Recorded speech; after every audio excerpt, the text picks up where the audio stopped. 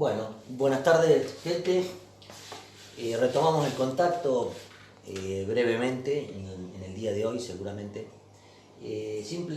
Con la sola intención de mostrar un poquito como refuerzo algunas ilustraciones que les fueron enviadas por mail sobre el tema mirtáceas. Quiero comentarles que el tema mirtáceas es el primer tema dentro de una secuencia temática que vamos a ofrecerles sobre lo que son las clases de dendrología, que es una parte de la dasonomía, es una de las ciencias que integra el complejo de ciencias de la dasonomía. Y como les decía, la primer clase dentro de lo que es la especialidad de dendrología es el tema de mirtáceas. Fundamentalmente dentro de la familia mirtáceas, el género de importancia forestal que nos compete es el género Eucaliptus. Eucaliptus es una palabra de origen griego, donde eu significa bien y calyptus significa cubierto. Eso hace mención a una de las características más distintivas que tiene el género, que se da a nivel de las flores, que presentan sobre la base del receptáculo, en la parte superior presentan una formación llamada opérculo o caliptra, que tiene aparentemente la función de proteger a los estambres antes de la antesis. Por tal motivo, esa cobertura que ofrece el opérculo o caliptra es la que le da mención al nombre eucaliptus. Bien, los eucaliptus son originarios mayoritariamente del continente australiano y de la isla de Tasmania.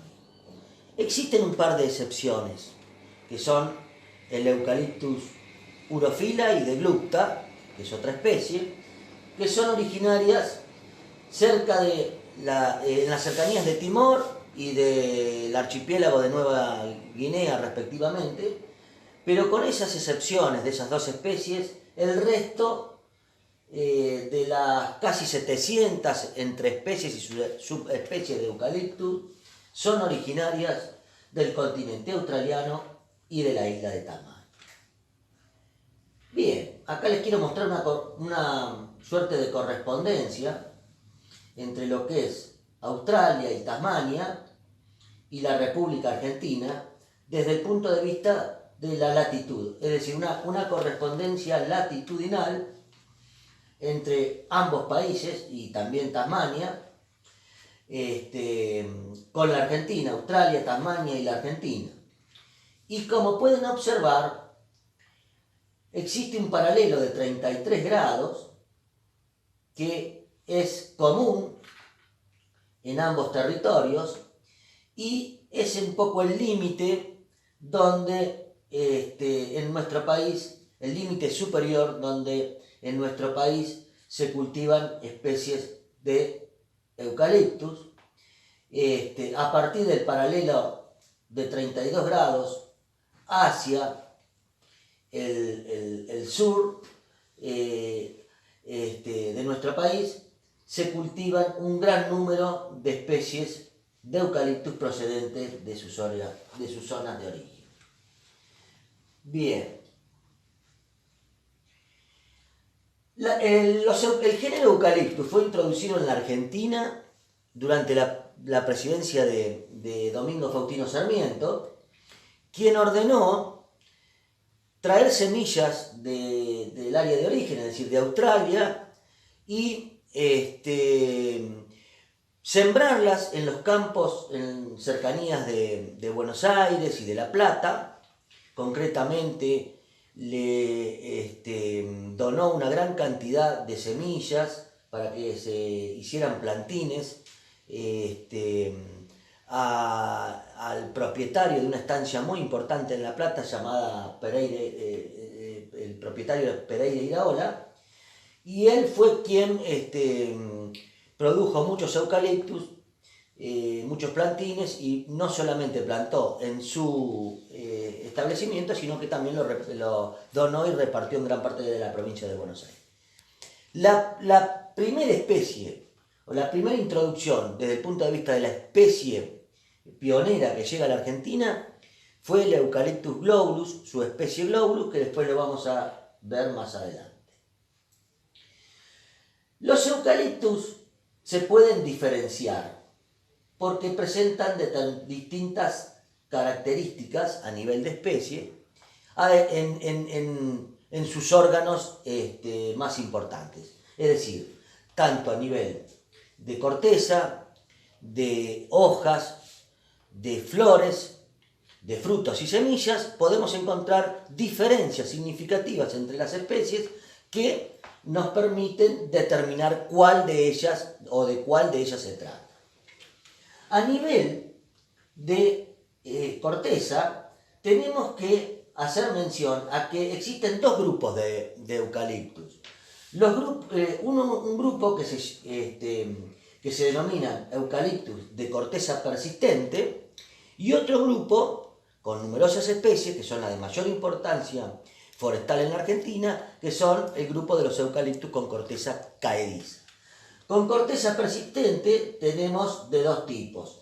Como ven en la fotografía, un tipo de corteza persistente de tipo fibrosa, con surcos no muy profundos, que es el típico caso del Eucalyptus cinerea, que es un eucaliptus ornamental, no tiene valor forestal, y también un eucaliptus de corteza persistente que tiene ya surcos longitudinales más marcados, más profundos, la corteza es más dura, ya no tiene ese aspecto de fibrosa, que es el típico ejemplo del Eucalyptus sideroxylon o Eucalyptus nyandubai.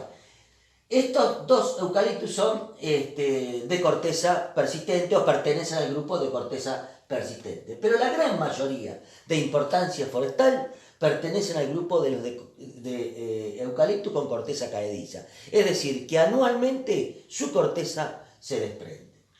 Y a través de la manera de desprender corteza podemos determinar de qué especie se trata.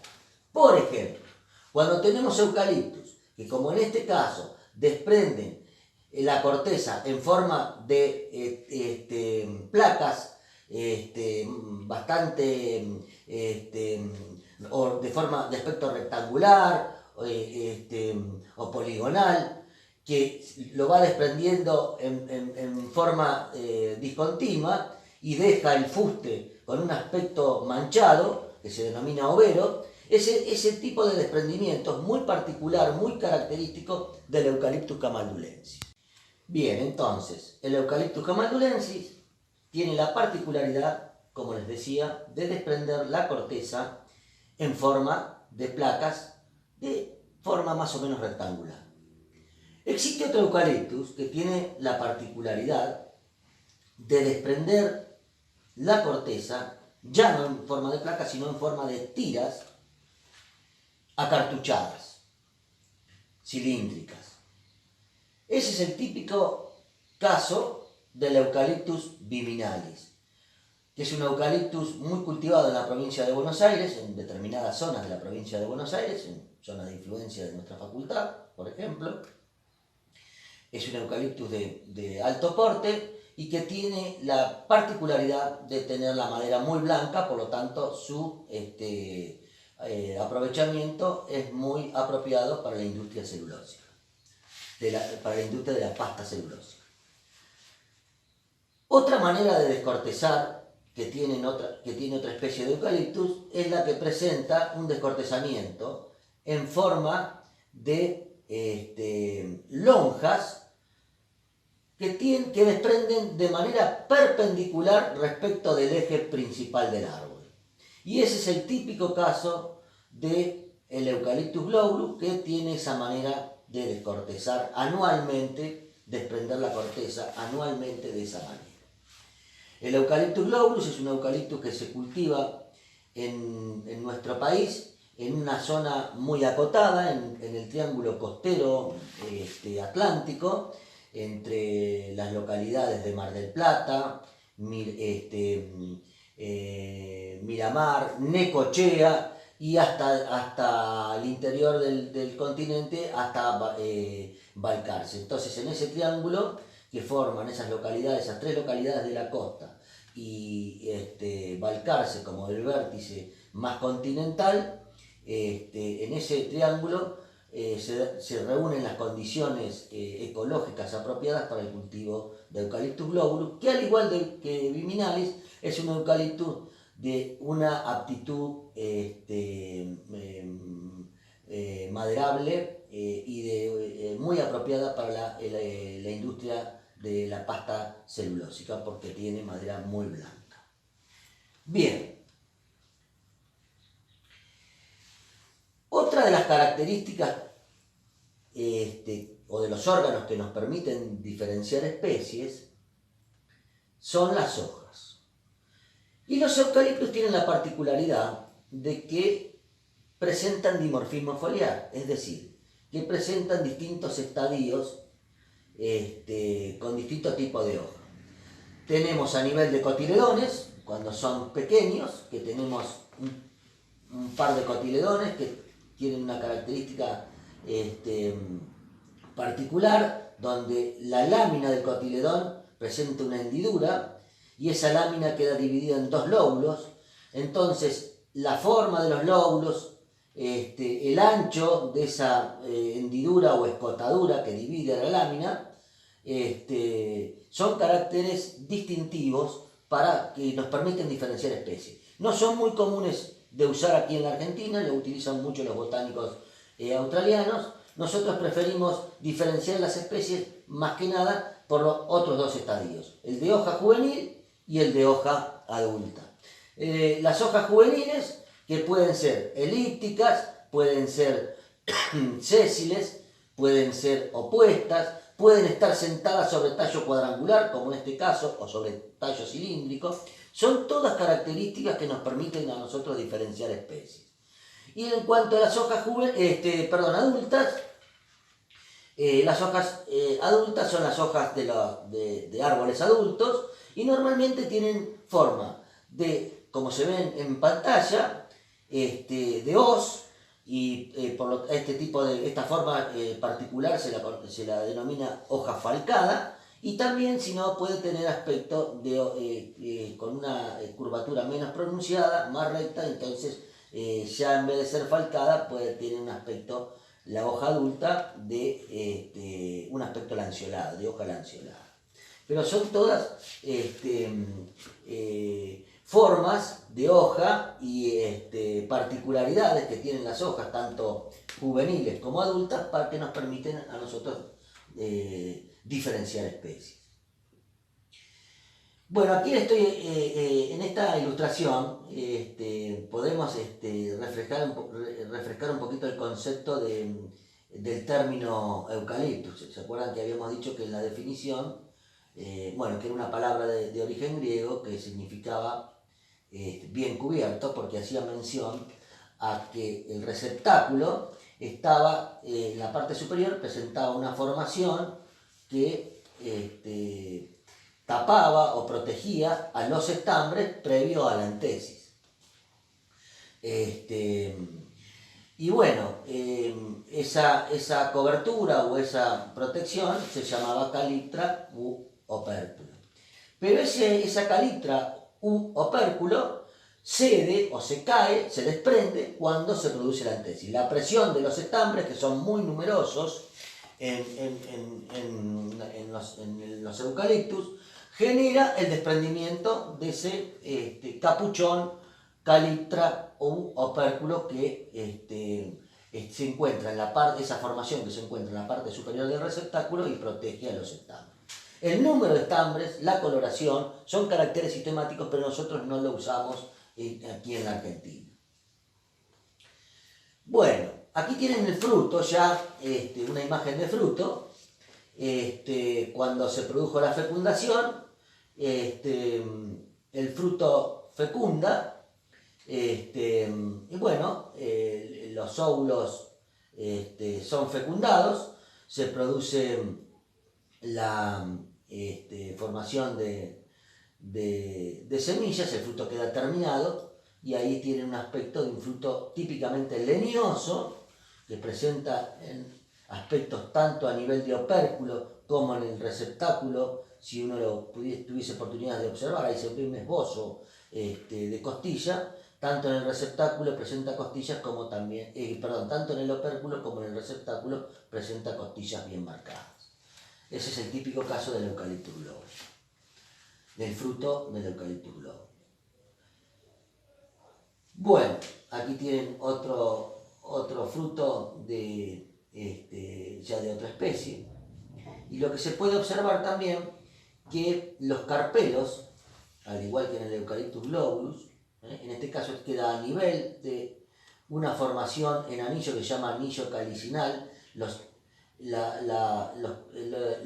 valvas, que son producto de cuando el óvulo se parte, madura y se parte, esas valvas quedan a nivel de un anillo, una formación en anillo llamado anillo calicinal, y cuando las valvas quedan a nivel de un anillo calicinal, o un poquito más en su parte interior, se denominan inclusas.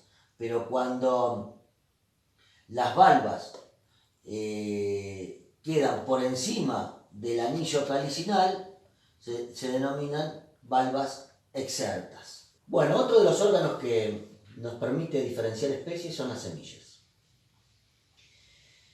Cuando se produce la fecundación, un número de óvulos son fecundados, pero hay un gran número que no llega a la fecundación. Los óvulos fecundados se transforman en semillas. Si ustedes observan esta diapositiva, van a ver puntos negros. Esas son las semillas. Pero existe otro tipo de elementos de forma alargada, con una coloración, en este caso anaranjada, que precisamente son óvulos no fecundados y se denominan paráfisis. Cuando se produce el diseminado de un árbol, al suelo caen semillas que son viables, pero también caen paráfisis, que son aquellas partes, como dije anteriormente, de óvulos que no han sido fecundados. Por lo tanto, en una muestra de Eucalyptus original van a encontrar que alrededor del 30% son semillas, pero alrededor del 70%, a veces un poquito mayor, el porcentaje. El resto, entonces el porcentaje más grande son paráfisis, que son, como les dije, óvulos no fecundados. El color de las paráfisis, el tamaño de la paráfisis respecto de la semilla y el color de las semillas, en este caso vemos semillas negras, pero las hay de color amarillo, las hay de color castaño. Todas esas características son usados en sistemática para diferenciar especies. Bien, si ustedes han leído la guía para reconocimiento y para reconocimiento de características ecológicas, usos y rendimientos de las distintas especies, habrán notado que los eucaliptus son especies muy plásticas, se adaptan a una gama diferente, amplia, de clima y suelo, pero que también tienen como características favorables varios mecanismos ecofisiológicos para producir brotes nuevos. Eso le adjudica a las especies, a muchas de las especies, la capacidad de producir grandes volúmenes de madera en términos relativamente cortos. Nosotros acá le queremos mostrar, que particularmente en este caso les quiero mostrar, algunos mecanismos que presentan las especies de eucaliptus, o que presenta el género en sí, para producir brotes nuevos. El primero es una formación que presenta llamadas yemas desnudas, como en este caso lo que se ve blanco, un punto blanco, que se encuentra en las axilas de las hojas. Esas yemas desnudas o descubiertas, también llamadas descubiertas, tienen una capacidad ilimitada de producir brotes nuevos.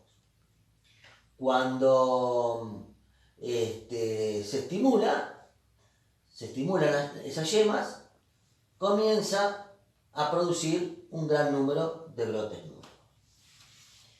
¿Qué pasa si por alguna causa esa yema desnuda o descubierta se inactiva?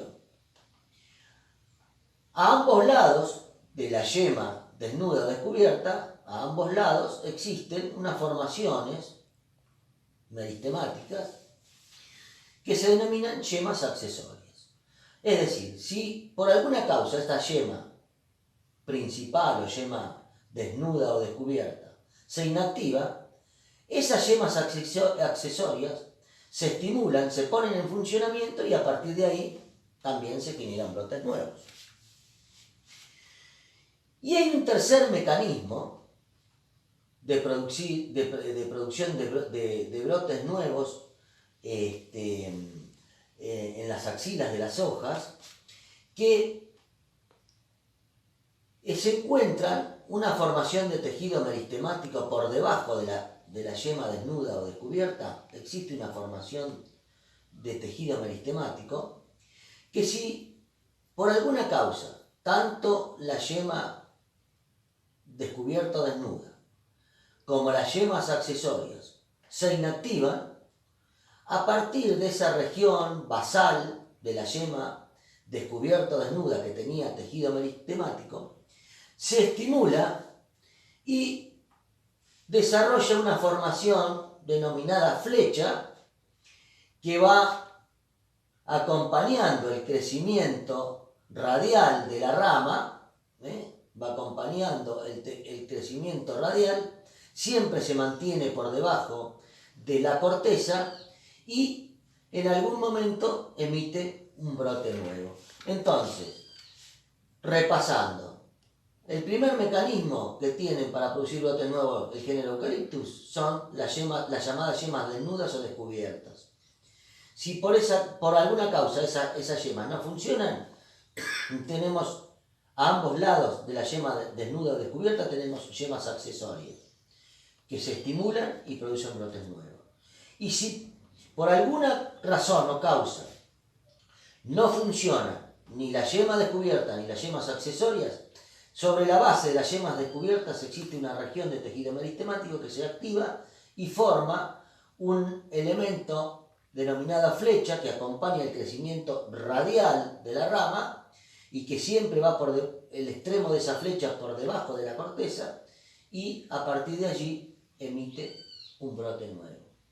Esos son tres mecanismos muy frecuentes que tienen los eucaliptos para producir brotes nuevos, fundamentalmente a nivel de parte aérea.